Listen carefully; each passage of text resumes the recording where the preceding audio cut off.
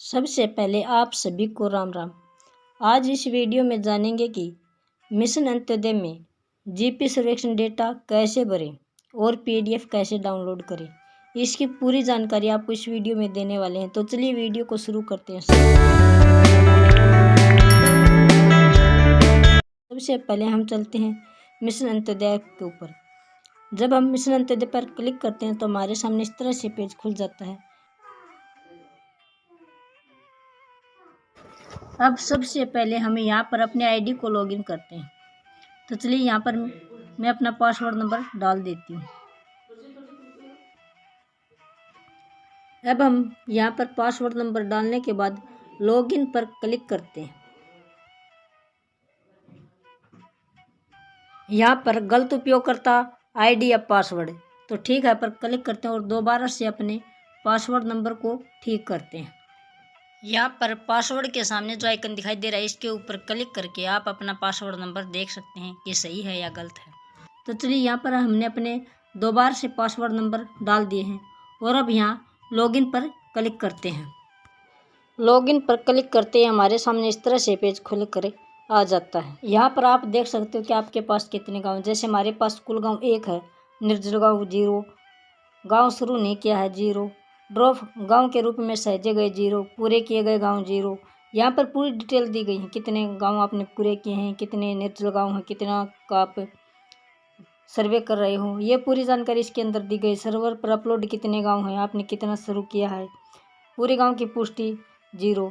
तो आप यहाँ पर नीचे देख सकते हो कि जब तक भू संदर्भ के लिए चिन्हित संपत्तियों की सभी बूटे की गई छवियों को अपलोड नहीं किया जाता तब तक आपकी गणना को पूर्ण नहीं माना जाएगा। तो चलिए अब यहाँ ठीक है पर क्लिक करते हैं। जैसे हम इसके ऊपर क्लिक करते हैं तो हमारे सामने इस तरह से पेज खुलकर आ जाता है। अब यहाँ पर हमारे सामने दूसरा ऑप्शन आता है जीपी सर्वेक्षण डेटा भरें। इसके ऊपर क्लिक करते हैं। जैसे हम इस पर क्लिक करते हैं तो हमारे सामने इस तरह से पेज खुल जाता है। यहाँ पर आपको गाँव का चयन करना है, इसके लिए यहाँ पर क्लिक करते हैं। इस पर क्लिक करने के बाद यहाँ पर आपको उस गाँव का चयन करना है जिसका आप सर्वे कर रहे हैं। फिर यहाँ जारी रखें पर क्लिक करते हैं।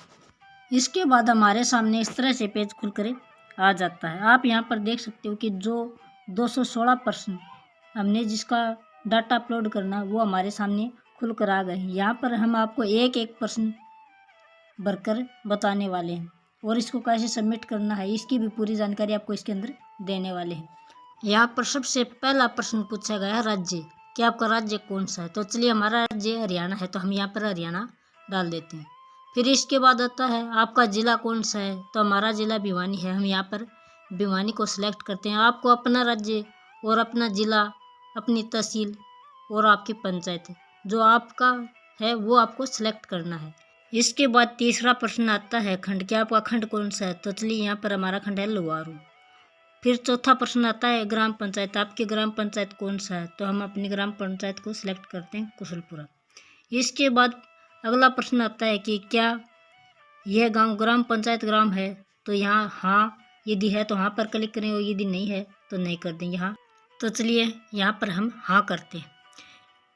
पहला ऑप्शन था स्थान वितरण, जिसके अंदर 5 प्रश्न पूछे गए थे जिनको हमने भर दिया है।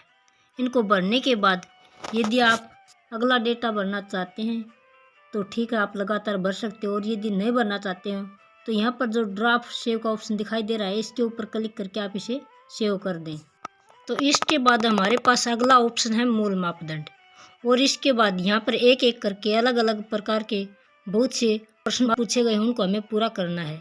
जैसे पशुपालन, मछली पालन, ग्रामीण आवास, इन सभी की अलग अलग जानकारी हमें अलग अलग स्थानों पर मिलेगी। तो चलिए इनकी जानकारी आपको कहाँ से मिलेगी, कैसे मिलेगी वो आपको बताते हैं। तो चलिए अगला ऑप्शन है हमारा मूल मापदंड। आप यहाँ पर देख सकते हो कि जो भी जानकारी हमने इसके अंदर डाली थी वो यहाँ ड्राफ्ट के रूप में सेव कर दी थी, ताकि ये डेटा हमारा जो हमने डाला है वो डिलीट न हो, उसको हमें दोबारा न डालना पड़े। तो चलिए अगला ऑप्शन आता है हमारे पास संसदीय निर्वाचन क्षेत्र। तो यहाँ क्लिक करके आपको अपना संसदीय निर्वाचन क्षेत्र कौन सा है वो आपको भरना। जैसे हमारा है भिवानी मंदरगढ़, वो हमने यहाँ क्लिक करके इसके अंदर भर दिया है। इसके बाद आता है विधानसभा क्षेत्र, आपका विधानसभा क्षेत्र कौन सा है। जैसे हमारा यहाँ पर क्लिक करके हमने लोहारू को डाल दिया है। इसके बाद अगला प्रश्न है गांव की कुल जनसंख्या कितनी है।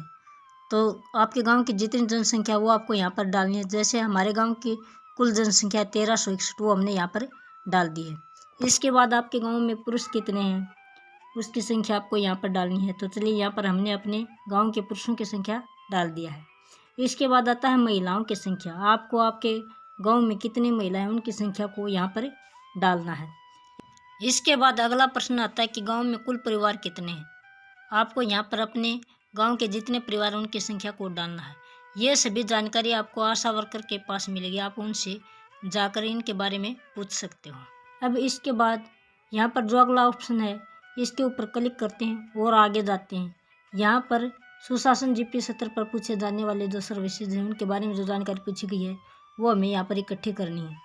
तो चलिए यहाँ पर सुशासन जीपी सर्वेक्षण पर पूछे जाने वाले सवालों के बारे में हम पूछ लेते हैं। यहाँ क्लिक करते हैं तो हमारे सामने इस तरह से पेज खुलकर आ जाता है और यहाँ पर हमारे सामने वो प्रश्न आ चुके हैं जिसके बारे में हमें ग्राम संगठन की कुछ जानकारी भरनी है। ग्राम पंचायत में निर्वाचित प्रतिनिधियों की कुल संख्या कितनी है वो आपको यहाँ पर डालनी है। आपके गांव में कितनी संख्या वो आप यहाँ पर डालिए। जैसे हमारे गांव में 8 है, हमने इसको डाल दिया है। फिर अगला प्रश्न है जीपी में राष्ट्रीय ग्राम स्वराज्य अभियान के तहत उन्मुख निर्वाचित प्रतिनिधियों की संख्या कितनी वो आपको यहाँ पर डालनी है। जैसे हमने यहाँ पर 10 डाल दिया। लेकिन यहाँ पर आप एक बात का ध्यान रखें, ग्राम पंचायत में निर्वाचित प्रतिनिधियों की कुल संख्या से ये कम हो सकती है, इससे अधिक नहीं हो सकती, इसलिए आपको यहाँ पर कम डालना है।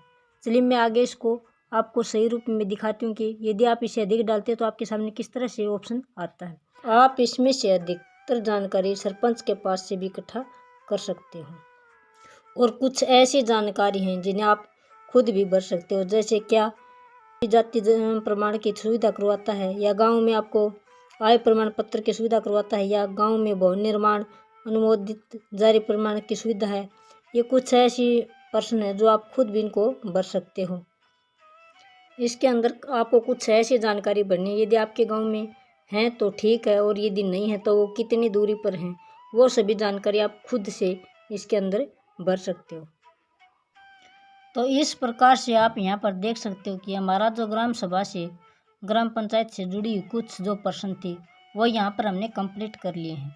अब हम इनको यहाँ पर ड्राफ्ट सेजा पर क्लिक करके सेव कर देते हैं ताकि जो हमने डाटा इसके अंदर डाला है वो हमारा सेव हो जाए। यदि हम यहाँ पर डाटा सेव नहीं करते हैं तो हमारा जो डाटा हमने इसके अंदर डाला है वो डिलीट हो जाएगा। तो यहाँ पर आप अपने डाटा को सेव ज़रूर करें ताकि आपका डाटा डिलीट न हो। तो चलिए अब हम अगले ऑप्शन पर चलते हैं। अगला ऑप्शन है हमारा भूमि कृषि और भूमि विकास। इसके ऊपर यहाँ क्लिक करते हैं। जैसे हम इस पर क्लिक करते हैं तो आप यहाँ पर देख सकते हो कि हमारे सामने ये प्रश्न निकल कर आ गए हैं। तो चलिए अब हम इनको पूरा करते हैं। यहाँ पर हमारा जो 38 का प्रश्न है, प्रधानमंत्री कृषि सम्मान निधि, ये इसकी एक वीडियो बना रखी है, उसका लिंक आपको इस वीडियो के डिस्क्रिप्शन में मिल जाएगा और ऊपर आई बटन पर भी यहाँ पर क्लिक करके भी आप इस वीडियो को देख सकते हो। तो उसके अंदर आप निकाल सकते हो कि कितने किसान हैं जिनको इसका फ़ायदा मिल रहा है। यहाँ पर आपको एक बात का ध्यान रखना, प्रश्न नंबर 38 और प्रश्न नंबर 53 कुछ मिलते जुलते प्रश्न हैं, क्योंकि प्रश्न नंबर 53 में पूछा गया है कि प्रधानमंत्री किसान पेंशन योजना का पंजीकरण करने वाले कितने किसान हैं, और प्रश्न नंबर 38 में पूछा गया है कि कितने लोगों को इनका लाभ मिल रहा है। इसीलिए आपको PMKYC के तहत पंजीकृत किसानों की कुल संख्या कुल परिवारों से कम या बराबर होनी चाहिए। इसीलिए आप उस वीडियो को पूरा ध्यान से देखें और उसके बाद आप अपने प्रश्नों के उत्तर डालें। अब आता है हमारा 54 और 55 का प्रश्न। इसके अंदर आपको क्या डालना है। इसके अंदर भी आपको जो प्रश्न नंबर 38 में जितने परिवारों की संख्या को आपने डाला है उससे कम या उसके बराबर ही आपको प्रश्न नंबर 54 और 55 के अंदर डालना है। आप उससे ज़्यादा इसके अंदर नहीं डाल सकते हो, क्योंकि गांव में इतने परिवारों का ही उसके अंदर रजिस्ट्रेशन हुआ। इसीलिए आप ध्यान रखें, जो प्रश्न संख्या 38 में आप डालते हो 53, 54, 55 में या तो उसके बराबर होने चाहिए या उससे कम होने चाहिए। तो चलिए अब हम अगले ऑप्शन पर चलते हैं। अगला ऑप्शन है हमारा पशुपालन। तो पशुपालन के लिए यहाँ क्लिक करते हैं तो हमारे सामने इस तरह से प्रश्न निकल कर आ जाते हैं। यहाँ पर आपको दूध से जुड़ी हुई, पशुओं से जुड़ी हुई तथा पशु सखी या कोई इस तरह की जानकारी आपसे मांगी गई है वो आपको भरनी है। यदि इसके अंदर जो सुविधा मांगी गई वो यदि आपके गांव में है तो आप हाँ कर दें, और यदि नहीं है तो नए वाले ऑप्शन पर क्लिक कर दें, और वो कितनी दूर हैं आपसे वो भी ज़रूर बताएं। अगला ऑप्शन आता है मछली पालन। तो चलिए मछली पालन पर क्लिक करते हैं। इसके अंदर आप हमें पूछा गया है कि यहाँ पर कोई मछली का काम करता है, यदि करता है तो आप हाँ पर करें, और यदि नहीं करता है तो आप नहीं पर क्लिक करें। कोई तालाब है वो बताएं, और यदि नहीं है तो मछली पालन का काम कितनी दूरी पर किया जाता है वो भी आप ज़रूर बताएं। अगला ऑप्शन आता है ग्रामीण आवास। तो चलिए यहाँ क्लिक करते हैं। यहाँ पर पूछा गया है कि गांव में कच्ची दीवार वाले परिवारों की संख्या कितनी है। राज्य विशिष्ट आवास योजना प्राप्त हुई है, और यदि हुई है तो कितने परिवार हैं वो आपको बताने हैं। तो चलिए अब इसके बाद हम अगले ऑप्शन पर चलते हैं।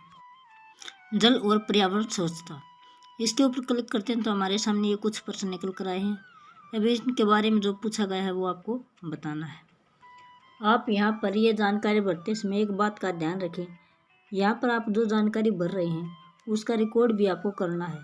यदि आप कुछ ऐसी जानकारी भर देते हो जिसका आप बाद में कोई सबूत नहीं दे सकते हो तो ऐसी जानकारी आप न भरें, क्योंकि जब पूरे गांव का डाटा आप ऑनलाइन अपलोड कर दोगे उसके बाद आपको जो जानकारी आपने इसके अंदर दी है उनकी फ़ोटो लेकर भी आपको इसके अंदर अपलोड करना है।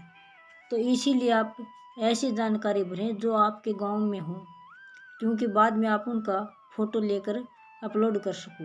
यदि आप ऐसी जानकारी भर देते हो जिसका कोई प्रूफ नहीं है तो आप बाद में फ़ोटो नहीं भर सकते हो। इसीलिए आप इस बात का पूरा ध्यान रखें, इसीलिए सही सही जानकारी इसके अंदर डालें। अगला ऑप्शन आता है हमारा सड़कें और संचार। यहाँ पर भी आपको सही जानकारी डालनी है ताकि बाद में आप अच्छी तरह से उनकी फ़ोटो अपलोड कर सको। यहाँ पर भी आपके गांव में ये सुविधा है तो बताएं, यदि नहीं है तो कितनी दूरी पर है वो बताएं। तो चलिए अब अगला ऑप्शन हमारा आता है पारंपरिक और गैर पारंपरिक ऊर्जा। यहाँ पर बिजली से जुड़ी हुई, सौर ऊर्जा से जुड़ी हुई, पवन ऊर्जा से जुड़ी हुई इस तरह की कुछ जानकारी आपके गांव में जो है वो इकट्ठा करके इसके अंदर डालना है। तो चलिए अब अगला ऑप्शन आता है हमारे सामने वित्तीय और संचार अवसंरचना। यहाँ पर बैंक से जुड़ी हुई, डाकखाने से जुड़ी हुई, और आपके गांव में मोबाइल है या नहीं है, नेटवर्किंग की जो सुविधा है या नहीं है, इसके बारे में पूछा गया। आप यदि आपके गांव में ये सुविधा है तो हाँ कर दें, और यदि नहीं है तो कितनी दूरी पर है वो बताएं। तो चलिए अब इसके बाद हमारा अगला ऑप्शन आता है बाजार और मेले। यदि ये सुविधा आपके यहाँ है तो ठीक है, और यदि नहीं है तो ये कितनी दूरी पर है वो फिर आपको बताना है। अब अगला ऑप्शन आता है सार्वजनिक वितरण प्रणाली। इसमें राशन कार्ड से जुड़ी हुई जानकारी पूछी गई है, और कितने लोगों को इनका फ़ायदा हुआ है, कितने लोगों के पास कौन सा राशन कार्ड है, वो सभी जानकारी इसके अंदर आपको डालनी है। अगला ऑप्शन आता है पुस्तकालय। तो चलिए यहाँ पुस्तकालय पर क्लिक करते हैं। यदि आपके गांव में पुस्तकालय है तो आप बताएं, और यदि नहीं है तो आप कितनी दूरी पर है वो बताएं। अगला ऑप्शन है मनोरंजन और खेल। यदि आपके यहाँ पर खेल की कोई सुविधा है तो आप बताएं। हमारे यहाँ न तो पुस्तकालय की सुविधा है और न कोई खेल की सुविधा है, इसलिए हम यहाँ पर नहीं करते हैं। और आपके पास यदि ये सुविधा है तो आप हाँ पर क्लिक करें, और यदि नहीं है तो नहीं पर क्लिक करें। अब अगला ऑप्शन आता है शिक्षा, व्यावसायिक शिक्षा। इससे जुड़े हुए प्रश्न आपको स्कूल में जाकर उनसे ये जानकारी प्राप्त करनी होगी। तो यहाँ पर आपको एक बात का और ध्यान रखना है, जो प्रश्न नंबर 129 है, आपके गांव के भीतर जितने स्कूल हैं वो प्राइवेट हो या सरकारी, उसका रिकॉर्ड आपको यहाँ पर दिखाना है। यहाँ पर सरकारी और प्राइवेट दोनों स्कूलों को मिलाकर 129 के प्रश्न में आपको दिखाना है, और इसी के साथ जो 132 का प्रश्न है जिसमें शौचालय के बारे में पूछा गया है, वहाँ पर भी सरकारी और प्राइवेट जितने भी स्कूल हैं उनमें जो शौचालय हैं, तो 129 और 132 का जो प्रश्न है वो एक दूसरे से मेल खाते हैं। जितने आपने स्कूल दिखाए हैं उतने ही उसके अंदर शौचालय आपको दिखाने हैं।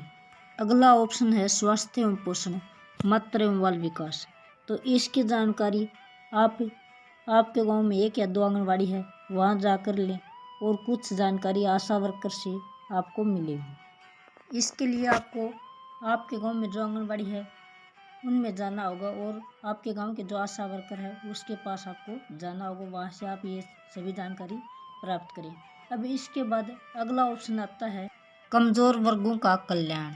तो यहाँ पर आप देख सकते हो कि विधवा पेंशन कितनी है, विकलांग पेंशन कितनी है, बुढ़ापा पेंशन कितनी है, सभी के बारे में जानकारी आपको यहाँ पर भरनी है। इसकी भी एक वीडियो बना रखी है, उसका लिंक आपको इस वीडियो के डिस्क्रिप्शन में भी मिल जाएगा और ऊपर आई बटन पर भी मिल जाएगा। तो अब अगला ऑप्शन हमारे सामने आता है गरीबी उन्मूलन कार्यक्रम। यहाँ पर मनरेगा और अनारलम से समूह से जुड़े हुए कुछ सवाल पूछे गए हैं। इनके बारे में सरपंच या ग्राम सचिव से पूछ सकते हैं। तो चलिए इसके बाद अगला ऑप्शन हमारे सामने आता है खादी ग्राम एवं कुटीर उद्योग। कि आपके गांव में कोई खादी छोटा कोई उद्योग है जो आपने लगा रखा हो, यदि लगा रखा है तो कितने हैं, इस तरह की जानकारी उसके अंदर देनी है। क्योंकि हमारे गांव में ऐसा कोई उद्योग नहीं है तो यहाँ पर हमने 0 कर दिया है। चल अगला ऑप्शन आता है सामाजिक वानिकी। तो यहाँ पर यदि आपके ये है तो ठीक है और यदि नहीं है तो आप नहीं पर क्लिक कर दें। अगला ऑप्शन आता है लघु उद्योग। लघु उद्योग यदि आपके गांव में कोई है तो ठीक है और यदि नहीं है तो आप नहीं पर क्लिक करते हैं। तो चलिए अब यहाँ पर हमने पूरा डेटा इसके अंदर डाल दिया है। अब यहाँ पर जो सबमिट का ऑप्शन दिखाई दे रहा है इसके ऊपर क्लिक करते हैं। जैसे हम इस पर क्लिक करते हैं तो हमारे सामने इस तरह से पेज खुल जाता है। यहाँ पर बताया गया है RGSA के तहत उन्मुख निर्वाचित प्रतिनिधियों की संख्या निर्वाचित प्रतिनिधियों की कुल संख्या से कम या बराबर होनी चाहिए। जो प्रश्न संख्या 7 है और 8 है उसके बारे में आपको पहले बताया था, वही पॉइंट यहाँ पर ये लागू होता है। तो चलिए हम सबसे पहले यहाँ ठीक है पर क्लिक करते हैं और फिर उसको ठीक करते हैं। तो अब चलिए यहाँ पर हम 8 डाल देते हैं और 8 डालने के बाद सबमिट पर क्लिक करते हैं। सबमिट पर क्लिक करते ही हमारे सामने इस तरह से पेज खुल जाता है। अब ठीक है पर फिर से क्लिक करते हैं। अब आप यहाँ पर देख सकते हो कि 53 के प्रश्न में फिर से ये दिक्कत आ चुकी है। तो ये मैंने आपको पहले वीडियो में बताया था कि यदि 38 के प्रश्न में जो संख्या आप डालो उससे यहाँ पर कम डालनी है। 53, 54, 55 में आपको जो भी संख्या डालते हो वो जो प्रश्न संख्या 38 के अंदर आपने जितनी डाली है उससे कम या उसके बराबर इसके अंदर आपको डालना है। तो चलिए यहाँ पर मैं इसको सही कर देती हूँ और उसके बाद फिर सबमिट पर क्लिक करते हैं। फिर देखते हैं कि हमारे सामने कौन सा ऑप्शन खुलकर आता है। अब आप यहाँ पर देख सकते हो कि हमारे सामने इस तरह से पेज खुलकर आ गया है। ये प्रश्न शौचालय के बारे में पूछा गया है। तो अब सबसे पहले हमें ठीक है पर क्लिक करते हैं। जैसे हम ठीक है पर क्लिक करते हैं तो हमारे सामने इस तरह से पेज खुलकर आ जाता है। अब यहाँ पर बताया गया है कि प्रश्न संख्या 129 और 132 दोनों एक बराबर होना चाहिए। यदि आपके स्कूल 1 है तो शौचालय भी 1 होना चाहिए। यदि आपके गांव में स्कूल 2 हैं तो शौचालय भी 2 होना चाहिए। आपके गांव में जितने स्कूल हैं उतने ही आपके शौचालय होने चाहिए। तो इस तरह से आपको यहाँ पर भरना है।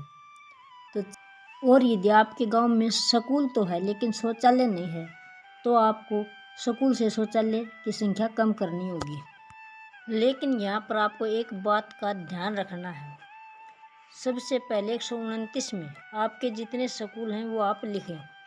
फिर उसके बाद 132 में जो दोनों के लिए शौचालय है इस कॉलम में शौचालयों की जो संख्या है उसको आपको यहाँ पर डालना है। और यदि आप अलग अलग लिख देते हो तो आपका प्रश्न सही नहीं होगा। इसीलिए पहले स्कूल लिखें 129 के प्रश्न में और 132 के प्रश्न में आप अपना शौचालय लिखें। तो चलिए अब यहाँ पर इसको डालने के बाद सबमिट पर क्लिक कर देते हैं। अब ये बता रहा है कि क्या आप इसे सबमिट करना चाहते हैं तो यहाँ क्लिक कर देते हैं। इस प्रकार से यहाँ क्लिक करके आप अपने डेटा को अपलोड कर सकते हो। तो अब आप यहाँ पर देख सकते हैं कि हमारा डेटा अपलोड हो गया है। तो चलिए अब हमारा तीसरा कॉलम आता है जीपी डेटा दिखाएं। इस पर क्लिक करते हैं तो आप यहाँ पर देख सकते हो कि इस तरह से पेज आपके सामने खुल जाता है। यहाँ पर पूरा कर लिया गया रिकॉर्ड होता है वो दिखा दिया जाता है कि यह काम आपका पूरा हो चुका है। इसलिए यहाँ पूरा कर लिया पर है क्लिक करते हैं इस पर क्लिक करते हैं तो हमारे सामने इस तरह से पेज खुल जाता है। और आप यहाँ पर देख सकते हो कि जो हमने सर्वे किया है उसकी पूरी डिटेल यहाँ पर दिखाई देंगी। ये आपका पूरा हो चुका है, क्या डाटा अपलोडिंग प्रगति पर है, अपलोड किया गया है, ये पूरी जानकारी आपको किस समय आपने अपलोड किया है ये आपको दिखाई देगी। तो चलिए अब इसको यहाँ से बैक कर देते हैं और अगले कॉलम के ऊपर क्लिक करते हैं। तो चलिए अब इस डाटा को हम ऑनलाइन अपलोड कर देते हैं। तो यहाँ पर जो अपलोड का ऑप्शन दिखाई दे रहा है चौथा कॉलम, इसके ऊपर क्लिक करते हैं। इस पर क्लिक करने के बाद इस तरह से पेज खुल जाता है। यहाँ पर दिखाया गया है कि आपका डाटा सफलतापूर्वक प्राप्त किया गया, तो ठीक है पर क्लिक कर देते हैं। इसके बाद 5वां कॉलम है ऑफलाइन निर्यात करें, इस पर क्लिक करते हैं। जैसे हम इसके ऊपर क्लिक करते हैं तो हमारे सामने इस तरह से पेज खुल जाता है। तो यहाँ पर बताया गया है क्या आप ऑफलाइन फाइल में डेटा निर्यात करना जारी रखना चाहते हैं, तो ठीक है पर क्लिक करते हैं। जैसे हम ठीक है पर क्लिक करते हैं तो हमारे सामने इस तरह से पेज खुल जाता है। अब आप यहाँ पर देख सकते हो कि फाइल सफलतापूर्वक निर्यात हो गई है। अब ठीक है पर क्लिक करते हैं। इसके बाद 6वां कॉलम आता है PDF उत्पन्न करें। तो चलिए यहाँ इसके ऊपर क्लिक करते हैं। जैसे इस पर क्लिक करते हैं तो हमारे सामने इस तरह से पेज खुलकर आ जाता है। यहाँ पर आपको जो पहला ऑप्शन दिखाई दे रहा है इसी के ऊपर इसको रहने देना है और यहाँ पर जो सबमिट का ऑप्शन है इसके ऊपर क्लिक करके इसकी PDF को डाउनलोड करना है। तो चलिए अब हम यहाँ सबमिट पर क्लिक करते हैं। अब आप यहाँ पर देख सकते हो कि यह बताया गया है कि आप अपने गांव का चयन करें। तो यहाँ पर हम गांव को सेलेक्ट कर लेते हैं और फिर सबमिट पर क्लिक कर देते हैं। सबमिट पर क्लिक करने के बाद ये कुछ इस तरह से लोड लेगा और उसके बाद आपके सामने इस तरह से PDF ओपन हो जाएगी।